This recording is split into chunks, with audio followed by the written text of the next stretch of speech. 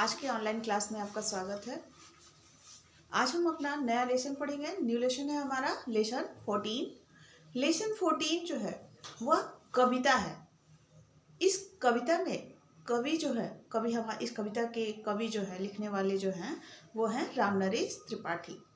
रामनरेश त्रिपाठी इस कविता में भारत के प्राकृतिक सौंदर्य का बहुत ही सुंदर चित्रण किया है और हमारे भारत की विशेषताओं को उजागर किया है। इसको उजागर करते हुए हमारे भारत देश का गुणगान इस कविता के माध्यम से उन्होंने किया है।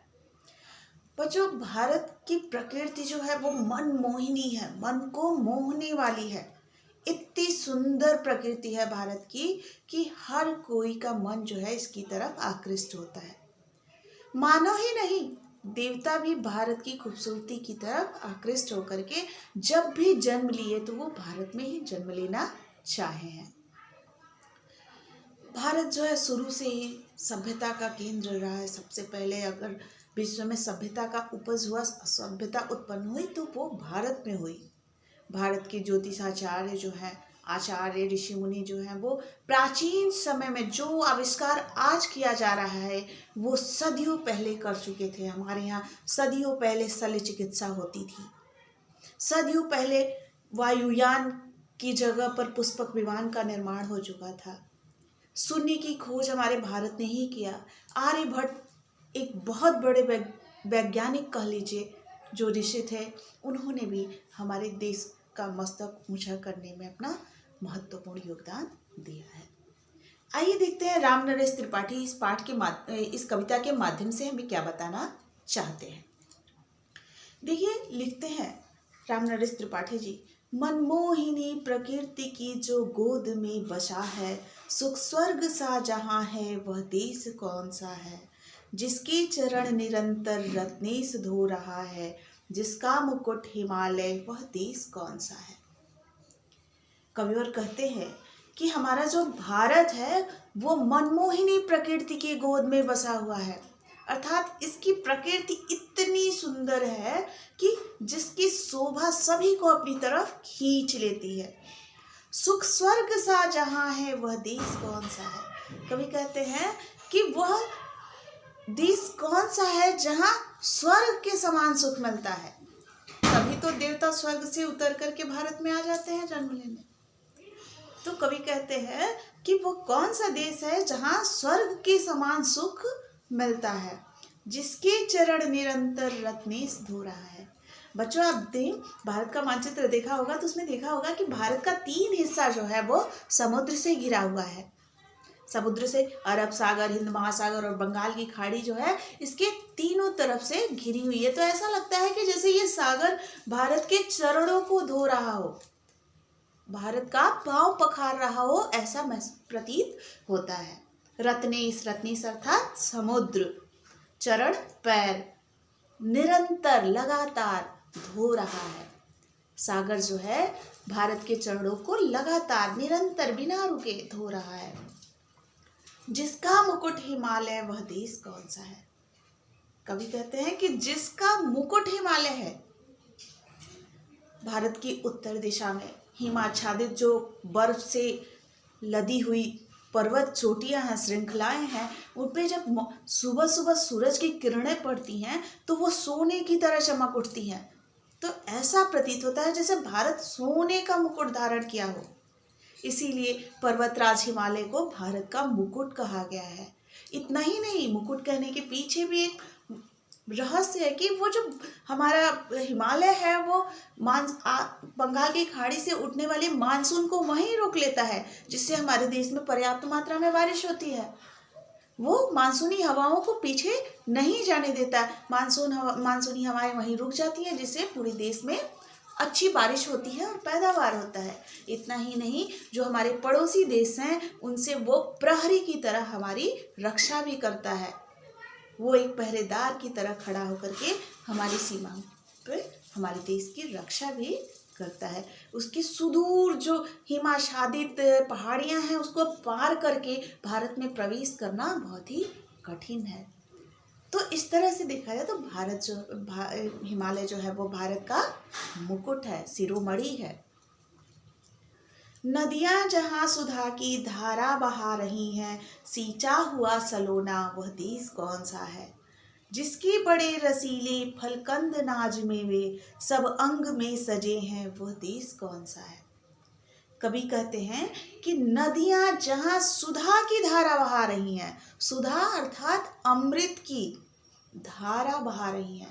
कवि के कहने का तात्पर्य है कि भारत की जो स्वच्छ शीतल नदियां हैं, उसका जो जल है वो अमृत के समान है।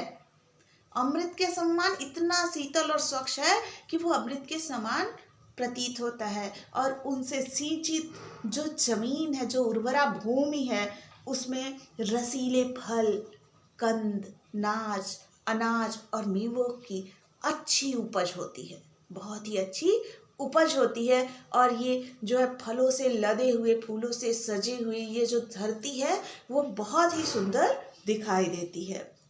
सब अंग में सजे हैं। कवि कह रहे हैं कि भारत के अंग अंग में ये सजा हुआ है। उसके फलों, रसीले फलों से आच्छादित जो बाग है, जो फूलों से लदी हुई उपवन है, अनाजों से भरे खेत जो दिखाई देते हैं, ऐसा लगता है कि वो भारत का श्रृंगार किए हुए हैं, उसको सजाए हुए हैं। जिसमें सुगंध वाले सुंदर प्रसून प्यारे, दिन रात हंस रहे हैं, वह देश कौन सा है। कविवर कहते हैं कि जिसमें सुगंध वाले अर्थात खुशबूदार, महकने वाले सुंदर सुंदर प्यारे प्यारे फूल हैं, फूल, और ये फूल ऐसे लगते हैं जैसे ये दिन रात हंस रहे हो। फूलों की मुस्कुराहट जो है ऐसे लगती है जैसे वो दिनों रात हंस रहे हो। वह देश कौन सा है। कवि कहते हैं ऐसा सुंदर देश कौन सा है। जिसके अनंत धन से धरती भरी पड़ी है, संसार का शिरोमणि वह देश कौन सा है। कविवर कहते हैं कि जिसके अनंत धन से, भारत प्राचीन काल से सोने की चिड़िया कहा जाता रहा है।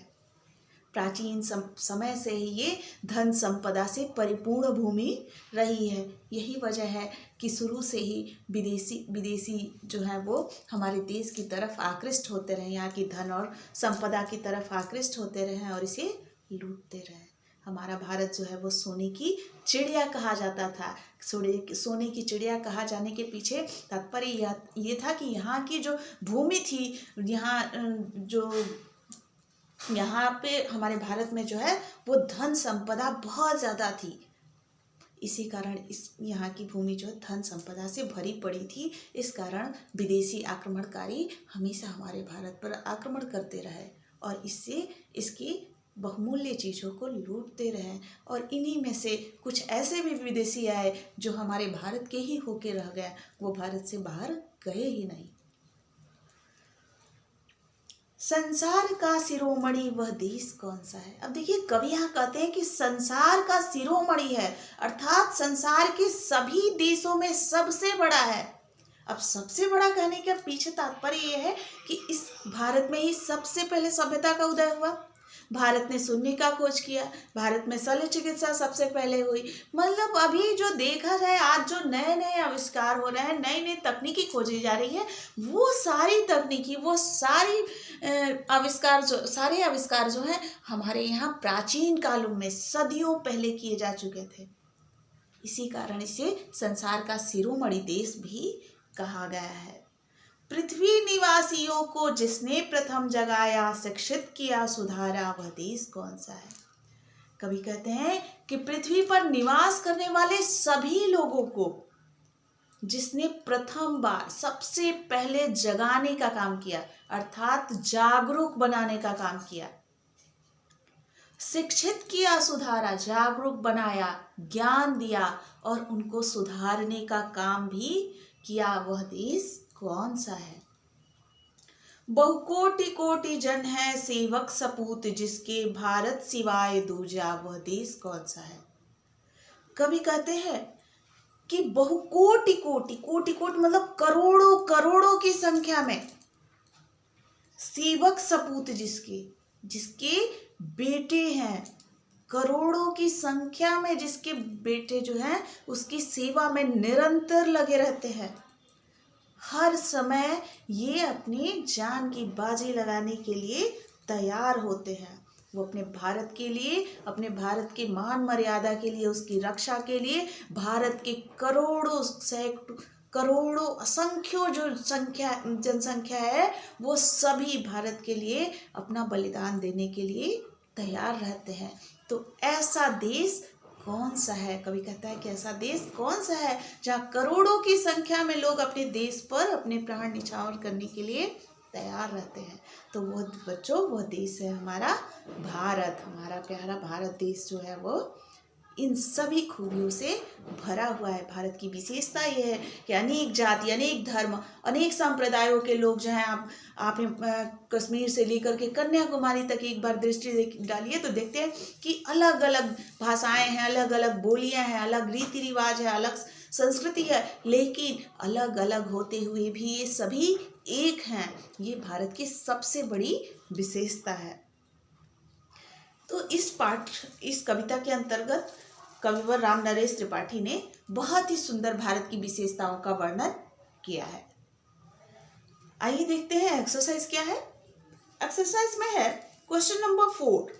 क्वेश्चन नंबर 4 निम्नलिखित शब्दों के एक एक पर्यायवाची शब्द लिखने हैं, जो कि मैंने जूम क्लास में भी आपको पहले बता दिया है। एक बार फिर से रिपीट करते हैं। चरण, चरण का समानार्थी होता है पांव, पद और पैर, पग। सेवक, सेवक का होता है नौकर, चाकर, दास। कनिज, देश, मुल्क, वतन, अमन। नाज, नाज, अनाज, अन्न।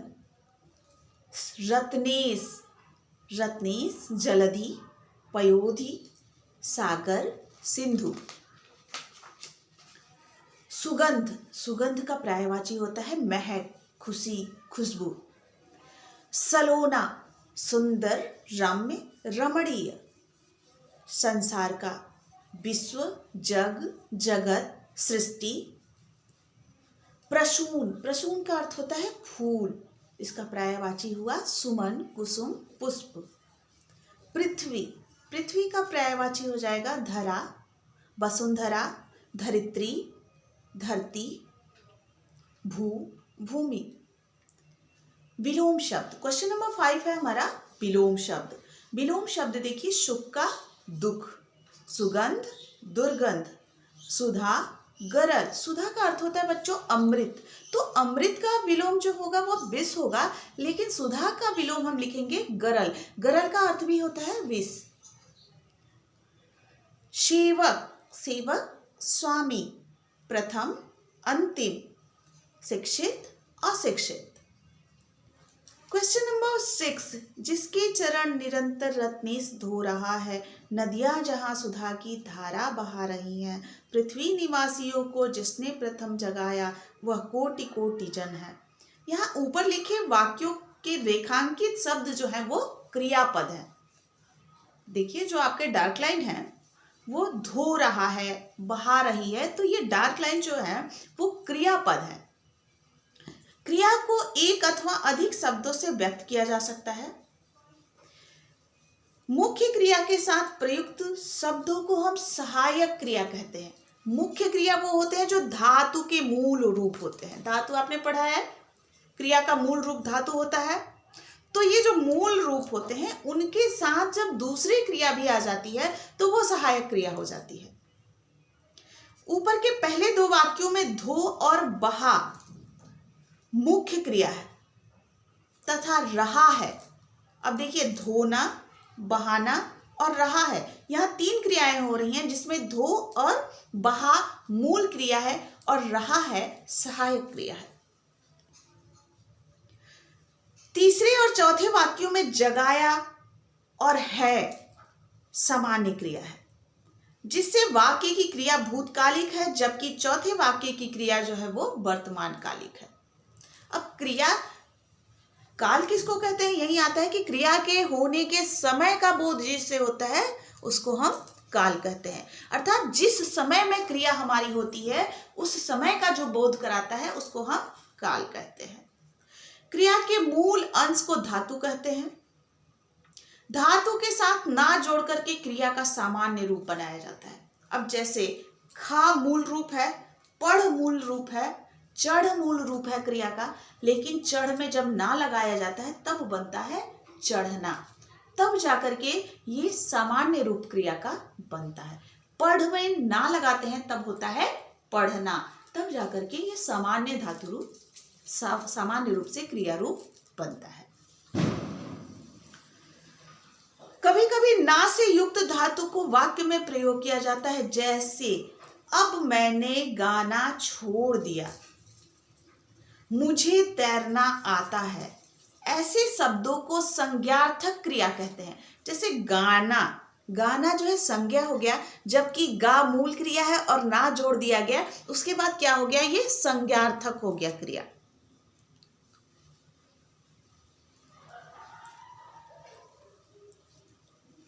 इस बात को ध्यान में रखें कि सहायक क्रिया क्रियाओं का काल बोध कराती है।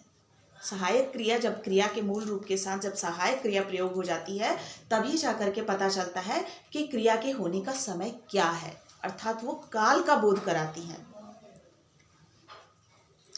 किन्हीं 5 क्रियाओं से तीनों कालों में वाक्य बनाने हैं। आपको क्रिया का कोई भी 5 शब्द लेना है और उससे तीनों कालों में आपको वाक्य बनाने हैं। ये आप खुद से करेंगे। क्वेश्चन नंबर 7 है, पृथ्वी निवासियों को जिसने प्रथम जगाया, शिक्षित किया, सुधारा, वह देश कौन सा है। अब इस पंक्ति के माध्यम से कवि ने हमारी प्राचीन सभ्यता संस्कृति की ओर हमारा ध्यान आकृष्ट किया है।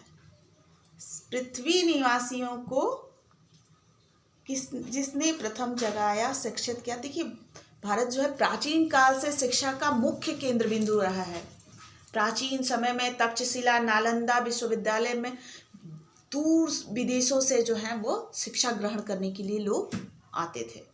नालंदा का विश्वविद्यालय, तक्षशिला विश्वविद्यालय जो है आज भी विदेशों में उतना ही प्रसिद्ध है जितना वो प्राचीन काल में था। प्राचीन समय से लोग जो है भारत में शिक्षा ज्ञान अर्जन के लिए आते थे। ये जो नालंदा का विश्वविद्यालय है और तक्षशिला का विश्वविद्यालय है, यहाँ बौद्ध धर्म और जैन धर्म से संबंधित अनेक प्रकार की शिक्षाएं वहाँ दी जाती थी। इसके तक्षशिला और नालंदा विश्वविद्यालय के बारे में आप जो है नेट के जरिए से एक छोटा सा अनुच्छेद लिखने की कोशिश कीजिएगा, सर्च कीजिएगा और एक छोटा सा अनुच्छेद लिखिएगा भारत की प्राचीन शिक्षा पद्धति पर।